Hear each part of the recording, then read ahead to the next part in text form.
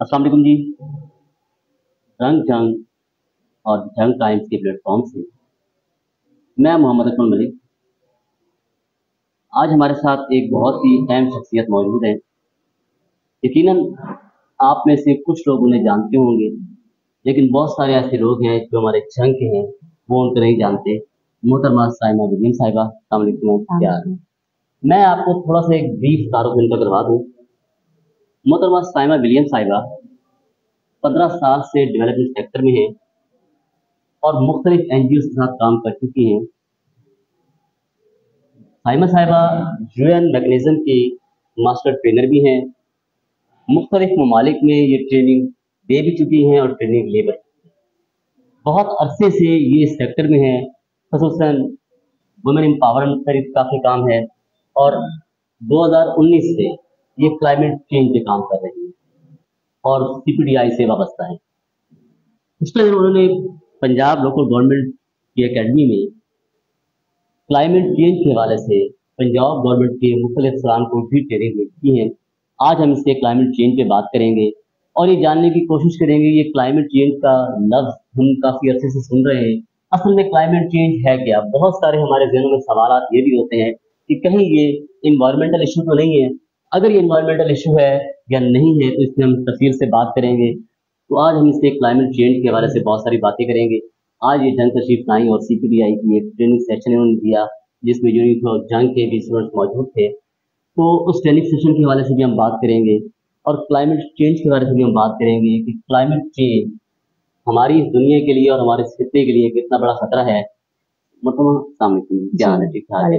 अच्छा मैम, थोड़ा सा हमें ये थोड़ा सा एक ब्रीफ बताइएगा कि हमारे जहन में एक सवाल ये उभरता है, क्लाइमेट का जब भी हम नाम लेते हैं, आबो हवा की जब भी बात होती है तो हम समझते हैं कि ये हमारा कोई इन्वायरमेंटल इशू है। तो एक तो थोड़ा सा हमें थोड़ा सा इसका ब्रीफ बताइएगा, क्या ये इन्वायरमेंटल इशू से जुड़ा हुआ है या ये उससे बिल्कुल अलग है? और ये कब से ये हम दुनिया को बावर हुआ कि ये क्लाइमेट चेंज की वजह से भी कुछ तब्दीलियां दुनिया में पूरा अर्ज में आ सकती हैं? इस बारे में हमें थोड़ा सा बताइए। जी बिल्कुल। जी, क्लाइमेट चेंज और एनवायरनमेंट बिल्कुल अलग-अलग सब्जेक्ट तो नहीं है, जुड़े हुए तो ज़रूर हैं। लेकिन किसी हद तक क्लाइमेट चेंज जो है वो एनवायरनमेंट से बहुत बड़ा इश्यू जो है वो बन चुका है। क्लाइमेट चेंज यानी कि आबो-हवा में तब्दीली, हर वो चीज़ जो कि ग्लोबल वार्मिंग को बढ़ाती है, जिनमें कि ग्रीन हाउस गैसेस मौजूद हैं, जिनमें कार्बन डाइऑक्साइड, मीथेन है, नाइट्रस ऑक्साइड, ये वो गैसें जो इंसान ने अपनी इंसानी सरगर्मियों की वजह से बहुत ज़्यादा बढ़ा ली हैं, जो कि हमारी ज़मीन के गिर्द खला में मौजूद हैं। उसकी वजह से जो क्लाइमेट चेंज होता है, यानी कि हमारी आबो-हवा में तब्दीली तेज़ी से बढ़ रही है और मुस्बत नहीं, ये मनफी तब्दीली है।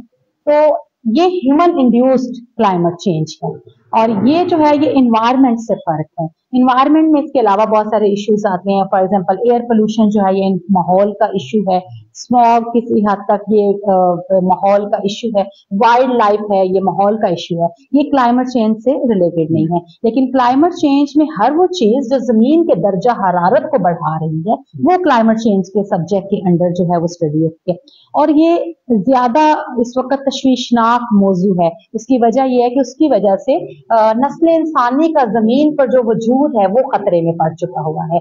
यानी कि बहुत बड़े लेवल की मैस एक्सटिंक्शन जो है वो हम लोग एक्सपेक्ट कर रहे हैं कि जमीन के ऊपर होने जा रही है। इस सदी के आखिर तक अगर हम जमीन के दर्जा हरारत को लिमिट नहीं करते, जैसे कि आपका सवाल का दूसरा हिस्सा ये था कि कब इस मौजू के बारे में पता चलना शुरू हुआ कि ये भी एक है, तो असल में क्लाइमेट चेंज जो तब्दील होना शुरू हुआ शायद वो तो हमारा कोई एक सदी से जो ह्यूमन काइंड में ने रेवोल्यूशन इंडस्ट्रियल रेवोल्यूशन में से गुजरी है, तो उस वक्त से क्लाइमेट चेंज होना शुरू हो गया था। लेकिन हमने तकरीबन कोई आज से 15 साल पहले यूएन ने इसको एक कंसर्न डिक्लेयर किया, इसको प्रायोरिटी इशू दिया और फिर इसके बाद जो है मुख्तलिफ ममालिक ने इस पर काम करना शुरू किया। और 2015 में पेरिस एग्रीमेंट में खास तौर पर सिर्फ इस चीज पे फोकस किया गया कि तमाम ममालिक मिलकर जमीन के टेम्परेचर को, ग्लोबल वार्मिंग को 1.5 तक लिमिट करें, जो कि हमारे ट्रेंड्स बताते हैं, हमारे साइंटिफिक ट्रेंड्स बताते हैं कि हम किसी भी तरह से 1.5 तक अपने जमीन के टेम्परेचर को कंट्रोल नहीं कर पा रहे हैं। अगर हम इसी स्पीड से बढ़ते रहे तो हम इस सदी के एंड तक ही तकरीबन 3 डिग्री सेल्सियस को जमीन का टेम्परेचर जो है वो हिट करेगा। इसका मतलब ये है कि अगर क्लाइमेट चेंज के नतीजे में ग्लोबल वार्मिंग इतनी ज्यादा इंक्रीज हो जाती है तो फिर जमीन पर ऐसे डिसास्टर्स आएंगे जिसके लिए इंसान तैयार नहीं है। उसका इंफ्रास्ट्रक्चर, उसके तमाम जो निज़ाम जिंदगी है, चाहे इसका ज़राअत का जरिया है, इसका रहने सहने का जरिया है, ये तमाम चीजें उस तरह के तूफानों और आफतों को बर्दाश्त करने के काबिल नहीं रहेगी। यानी कि ये एक बहुत खौफनाक सूरत हाल है, जिस तरह आप बता रही हैं। तकरीबन 1 सदी हमको लगी है, इस दुनिया को लगी है कि यहाँ तक पहुंचने में, और इसको मेरे ख्याल में कोई कमोबेश इतना अरसा ही इसको कम करने में लगेगा। तो ये एक बहुत अहम सूरत हाल है। इस पे जो है ना बहुत सारी पहले भी कॉन्फ्रेंसेस हो चुकी है। मैम ये बताइएगा कि इसमें बहुत सारी चीज़ों जब बात की जाती है कि ये टेम्परेचर जो इंक्रीज हुआ है हमारी ज़मीन का, इसमें फोसल का बहुत फ्यूल का बहुत किरदार है, जिसमें गालिबन कोयला या इस टाइप की चीज़ें आती हैं। तो ये बहुत सारे तरक्की याफ्ता ममालिक इसके बहुत बड़े हिस्सेदार हैं। बिल्कुल ऐसे। लेकिन हम जो तरक्की पजीर ममालिक हैं, मेरा नहीं ख्याल कि हमारा इसमें कोई इतना ज़्यादा किरदार है। लेकिन जो रिपोर्ट्स बताती हैं, आपने यूएन के लिए भी काम किया है, जो रिपोर्ट्स बताती हैं उससे ये लगता है कि जो तरक्की पजीर ममालिक हैं, जो इसमें शामिल ही नहीं है इस तरक्की में, वो इसको ज़्यादा इससे मुतासिर हो रहे हैं। तो इनकी क्या वजूहात हैं, और ये कैसी ऐसी गैसेज हैं जो हमारी इस इन्वायरमेंट को, सॉरी, इस माहौलियात को हिट कर रही है, जिसकी वजह से ये मसाइल ज्यादा पैदा हो रहे हैं? जी बिल्कुल ऐसे। जी, क्लाइमेट चेंज को कॉज करने में वो कंट्रीज जिन्होंने इंडस्ट्रियल रेवोल्यूशन को पैदा किया और बहुत तेजी से तरक्की की, वो ऑफ कोर्स इसमें ज्यादा हिस्सेदार हैं, जिसमें तमाम वेस्ट की कंट्रीज हैं, इसमें चाइना, जापान और जितनी भी इस तरह की इंडस्ट्रियल कंट्रीज हैं वो यहाँ इसमें मौजूद हैं। लेकिन इसका मतलब ये नहीं है कि जो अंडर डेवलप्ड कंट्रीज हैं या तरक्की पजीर कंट्रीज हैं जैसे पाकिस्तान है, उनका कोई हिस्सा नहीं है। पाकिस्तान का भी तकरीबन 1% कंट्रीब्यूशन मौजूद है, और आप जानते हैं कि दुनिया में तकरीबन 200 से ज्यादा ममालिक मौजूद हैं। तो आप सोचें कि अगर हर मुल्क का 1% भी हो तो ये तो बहुत ज्यादा परसेंटेज हो जाती है। ये बताने का मकसद ये है कि अगर हम चाहे 1% है, लेकिन ये चीज हमें हमारी जिम्मेदारी से आजाद नहीं करती कि हमारी कोई जिम्मेदारी नहीं है। ये मसला तो मगरबी ममालिक ने पैदा किया, बेशक मगरबी ममालिक ने पैदा किया है, लेकिन बहुत सारे ममालिक जुग्राफियाई हैसियत से ऐसी जगहों पे मौजूद हैं जो कि ज्यादा एट रिस्क कंट्रीज हैं, जैसे पाकिस्तान है, बांग्लादेश है, नेपाल है, और भी बहुत सारी ऐसी कंट्रीज जो आइलैंड्स के जजीरों के ऊपर जो हैं वो मलेशिया, जी बिल्कुल, मालदीव हो गई, ये तमाम ऐसी कंट्रीज जो जजीरों के ऊपर आबाद हैं, उनको इससे खतरा सबसे ज्यादा है। मालदीव जो है वो दुनिया में पहले नंबर पे सबसे ज्यादा जो है एट रिस्क कंट्री है, क्योंकि वो एक छोटा सा जजीरा है और उसका चारों तरफ से जो सतह समुंदर रेस हो रहा है ग्लोबल वार्मिंग की वजह से, तो वो हर साल कई किलोमीटर उनकी जो लैंड है वो अंडर वाटर जाती जा रही है। पाकिस्तान भी इसी तरह से जोग्राफियाई लोकेशन के एतबार से एक बहुत ही रिस्की उसकी लोकेशन है, जिसमें एक तरफ से जो है वो अरेबियन सी है, दूसरी साइड पे बहुत सारे ग्लेशियर्स हैं, ग्लेशियर्स की लंबी पट्टी नॉर्थ साइड से मौजूद है। तो जैसे जैसे ग्लोबल वार्मिंग इंक्रीज होगी तो एक साइड से जहाँ पे सी लेवल रेज होगा, जिसकी वजह से हमारा पूरा सिंध खतरे में है, हमारे तमाम कोस्टल एरियाज जो हैं वो अंडर वाटर आ सकते हैं, और नॉर्थ वाली साइड से अगर हमारे ग्लेशियर्स बहुत तेजी से मेल्ट करते हैं तो ऐसी ग्लेशियर लेक्स बन सकती हैं, जो कि ऑफ कोर्स जिसकी वजह से तमाम विलेजेस उस साइड के जितने या सिटीज हैं वो अंडर वाटर आ जाएंगे। और ये पानी सैलाब की तरह नहीं होगा कि सैलाब आता है फिर वापस चला जाता है। ये एक ऐसा फ्लड होगा, डिजास्टर होगा, जिसमें पानी आएगा तो सिर्फ वो वहीं पर रहेगा वहां, और इट मीन्स कि वो जितने सिटीज हैं, वो विलेजेस हैं, वो हिस्ट्री का हिस्सा बन जाएंगे। जहां तक मैं आसान लफ्जों में समझ सका हूं कि अगर एक ग्लेशियर पिघलता है तो वो पिघल के उसी जगह पे अपना एक रास्ता बना लेगा और वो वहीं पे मौजूद रहेगा काफी अर्से तक। जिस तरह के हम अगर दूसरी फिल्मों में हम देख चुके हैं कि एंड ऑफ द वर्ल्ड भी आई और भी बहुत सारी फिल्में आई, उसमें देखा है कि वो पानी जो है उनकी सतह बुलंद होती है और वो शहरों में दाखिल हो जाते हैं। तो ये एक बहुत बड़ा मसला है। इसमें काफी सारी बात यूएन के चार्टर पे भी हुई है और भी बहुत सारे ममालिक इस पे काम कर रहे हैं। एक लफ्ज इस्तेमाल होता है मैम, SDG, मतलब ये आम अल्फाज में अगर समझा जाए कि ये सस्टेनेबल डेवलपमेंट गोल्स क्या हैं, तो अगर हम एक आम शख्स को समझाना चाहें तो इसके लिए क्या काम हो रहा है और ये क्या चीज़ है? जी बिल्कुल। जब हम लोगों ने मिलेनियम डेवलपमेंट गोल्स बनाए थे और जिसमें हम लोगों ने देखा कि हम पूरी दुनिया में ममालिक और इंसान जो है उन टारगेट्स को अचीव नहीं कर सके, तो फिर उसके बाद सस्टेनेबल डेवलपमेंट गोल्स जो हैं वो 2015 में बनाए गए और ये 15 ईयर्स के लिए इसको जो है वो कंट्रीज को टारगेट्स दिए गए। इट मीन्स कि 2030 तक के लिए तमाम कंट्रीज के बाद पास उस रेलिवेंट एसडीजी के लिए टारगेट्स मौजूद हैं जिसपे उन्होंने काम करना है।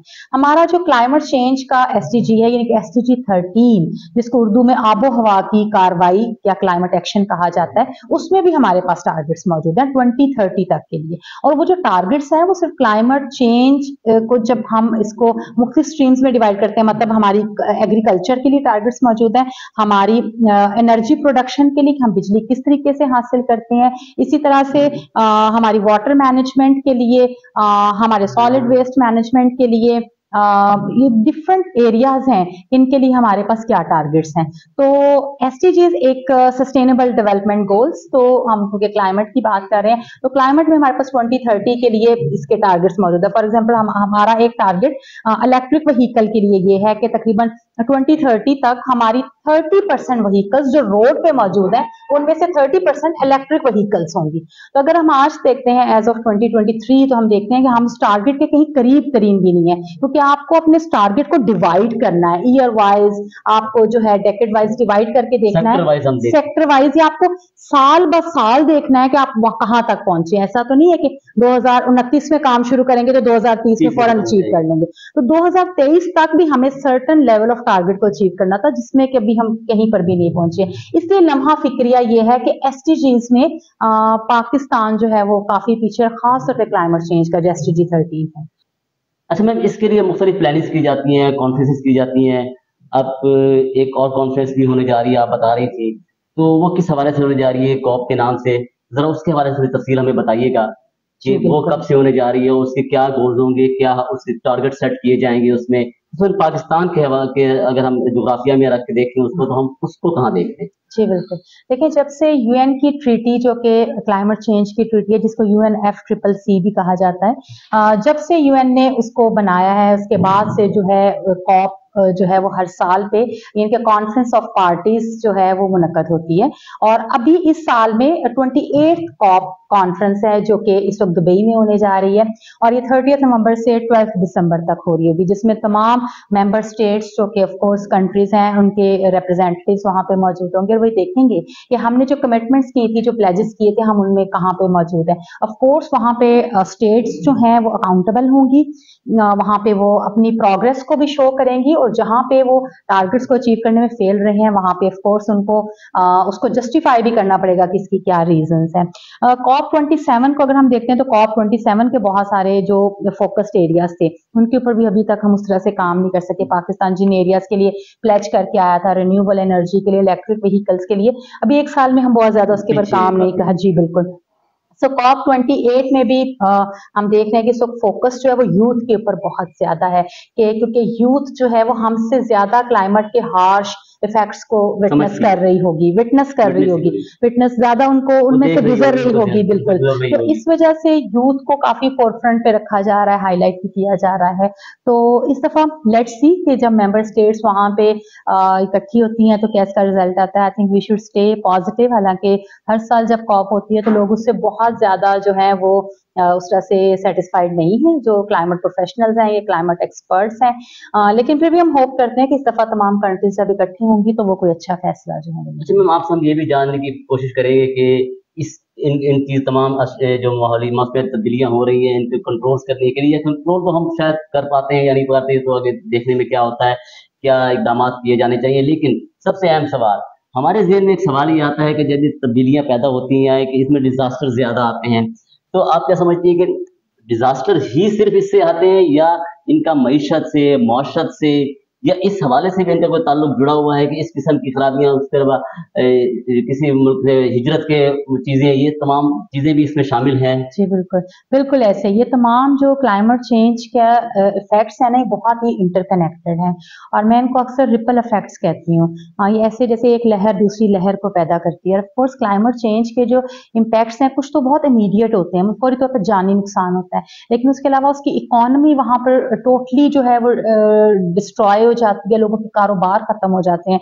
अगर फ्लड आता है तो उस साल की सारी जो क्रॉप्स हैं वो डिस्ट्रॉय हो जाती हैं, फूड इनसिक्योरिटी कॉज होती है। लोग बहुत सारे जो दही इलाकों में रह रहे होते हैं, गांव विलेज एरियाज में, उन्होंने पहले से कुछ ने प्लान किया हुआ था कि हम शहरों में जाके रहने का प्लान कर रहे होते हैं, ऐसी सूरत हाल में शहरी इलाकों में जाके बस जाते हैं और अर्बन एरियाज के ऊपर वाटर स्ट्रेस इंक्रीज हो जाता है, food stress, employment stress increase हो जाता है। सो ये तमाम चीजों की डिमांड वहां पे बढ़ जाती है, क्योंकि हमारी अर्बन प्लानिंग भी बहुत कोई अच्छी और ऑर्गेनाइज नहीं है। तो ऐसी सूरत हाल में जब बहुत अनप्लान्ड इतनी इंटरनल माइग्रेशन होती है तो हम हमारी गवर्नेंस जो है उसको भी इसी से टैकल नहीं कर पाती। सो आपने ये तो एक इकोनॉमी साइड के इफेक्ट्स है, लेकिन इसके अलावा इसके सोशल इम्पैक्ट्स बहुत ज्यादा हैं। क्लाइमेट की वजह से जेंडर जो डिस्पैरिटीज हैं वो और ज्यादा गहरी हो जाती हैं। वो खवातीन जिनको ऑलरेडी फूड में से कम पोर्शन मिल रहा होता है, उनका फूड पोर्शन और ज्यादा कम हो जाता है। एजुकेशन, जहाँ पे फीमेल एजुकेशन ऑलरेडी प्रायोरिटी नहीं है, ऐसी सूरत हाल में जो गर्ल्स एजुकेशन है उसको लोग अब बच्चियों को स्कूल से हटा लेते हैं कि चले हमारे पास, क्योंकि रिसोर्सेज कम हो गए हैं तो अब लड़के स्कूल जाते रहे, लड़कियां स्कूल ना जाएं। इसी तरह से जो लोग काफी देर तक टेंट्स में रहने पर मजबूर हो जाते हैं आफ्टर डिजास्टर, वहां पे रेप केसेस बहुत ज्यादा देखने को आए हैं। अर्ली मैरिजेस के केसेस आफ्टर क्लाइमेट शॉक्स बहुत ज्यादा हो जाते हैं। लोगों को लगता है कि हमारे पास रिसोर्सेज भी बहुत कम हो गए हैं और हमारे पास अच्छी अब रहने की जगह भी नहीं है, सेफ्टी भी नहीं है, तो वो अपनी 12 से 14 साल की लड़कियों की शादियां कर देते हैं। इस तरह कुछ वाकयात हुए सिंध और बलूचिस्तान में, कुछ ऐसे रिपोर्ट भी हुए हैं। जी बिल्कुल, तो ये उसी यानी कि सर्कल में एक चीज ये भी शामिल है। जी बिल्कुल इसी तरह से। सो हमारे जो कल्चर जो कस्टमरी प्रैक्टिसेस हैं, कुछ ऐसी कस्टमरी प्रैक्टिसेस हैं जो कि ऑलरेडी बहुत पॉजिटिव नहीं है, वो क्लाइमेट के इफेक्ट्स को और ज्यादा मल्टीप्लाई कर देती हैं। हमारी बैड गवर्नेंस उस सूरत हाल में और ज्यादा जो है मुश्किलात पैदा कर दी है। फॉर एग्जांपल ट्रांसजेंडर्स का ग्रुप जो कि ऑलरेडी बहुत ज्यादा आइसोलेशन में रहता है, हम लोग उनको ये डिस्क्रिमिनेट करते हैं, स्टिग्मेटाइज करते हैं। ऐसी सूरत हाल में उनको जब क्लाइमेट हिट करता है तो जनरल पॉपुलेशन में उनके लिए इफेक्ट्स जो हैं वो बहुत ज्यादा मुश्किल हो जाते हैं। फॉर एग्जांपल लोग उनको रेस्क्यू करने से भी रिलक्टेंट होते हैं। फिर जब रिलीफ डिस्ट्रीब्यूशन आती है तो हमारी रिलीफ डिस्ट्रीब्यूशन होती है कि खानदान नंबर के तहत रिलीफ दी जाएगी, जबकि उनका तो कोई खानदान नहीं होता। तो इस तरह से हमारे सिस्टम में इतने प्रॉब्लम्स मौजूद हैं कि हमारी सिस्टमिक इश्यूज काफी सारे हैं।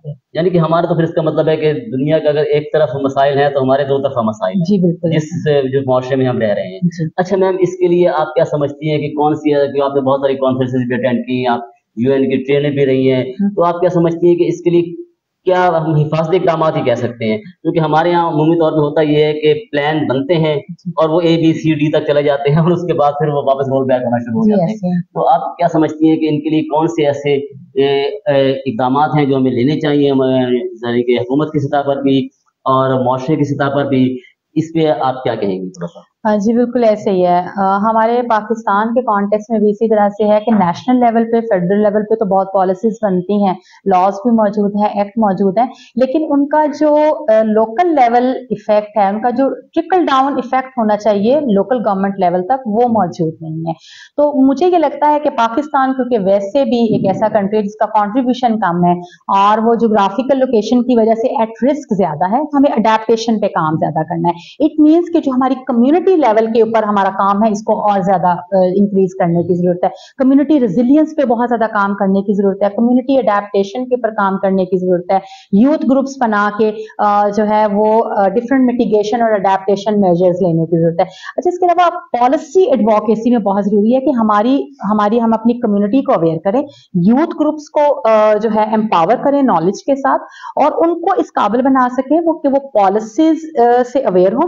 और हर पॉलिसी, जितनी भी मैं प्लान्स जानती हूँ गवर्नमेंट के, उनके फ्रेमवर्क्स हैं, उनकी पॉलिसीज हैं, उनके एक्ट हैं, उन सब में उनके ड्राफ्ट में ये इनबिल्ट है कि इसके लोकल लेवल प्लान्स जो है वो लोकल गवर्नमेंट लेवल पे बनेंगे। तो बड़ा जरूरी है कि हमारी कम्युनिटी इतनी एम्पावर्ड हो कि वो लोकल गवर्नमेंट को जाके अकाउंटेबल ठहरा सके, उनको पूछ सके कि इस पॉलिसी के तहत जो आपने लोकल एक्शन प्लान बनाना था वो कहाँ पर मौजूद है।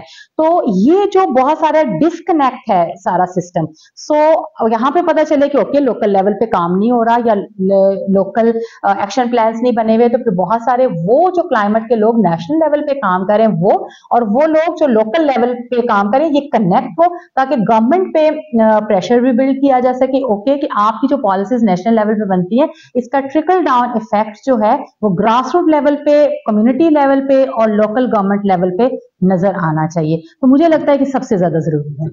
मैम बहुत शुक्रिया, आपने बड़ी तफसील के साथ हमें ये तमाम चीज़ें बताई कि हम कहाँ पे खड़े हैं और हमें कहाँ पे होना चाहिए।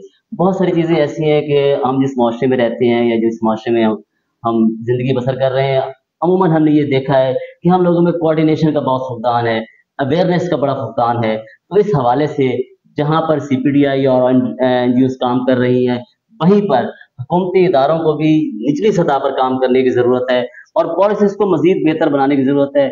हम लोग, हमारा एक आदत है कि हम लोग हादसात के मुंतज़िर रहते हैं और अक्सर औक़ात जब हादसे आते हैं तो हम उसके बाद अपनी प्लानिंग शुरू करते हैं।